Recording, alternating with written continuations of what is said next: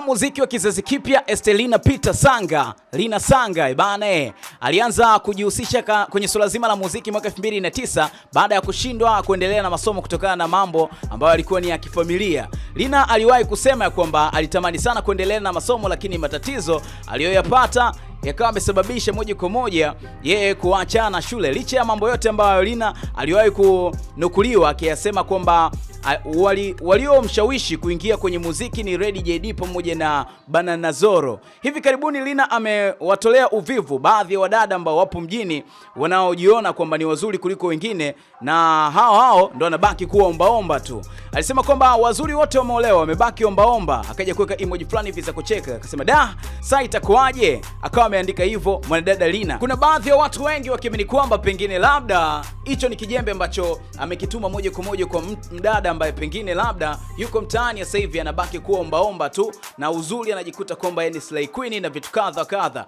Kwa kweli kama mdau wa burudani uko na mtazamo gani? Make sure to drop comment yako kwenye uwanja comment hapo. Usiache kusubscribe kwa taarifa kadha kadha ndani na nje ya mipaka Tanzania. Nita Askofu Masera on this one. Until next time. Bye bye.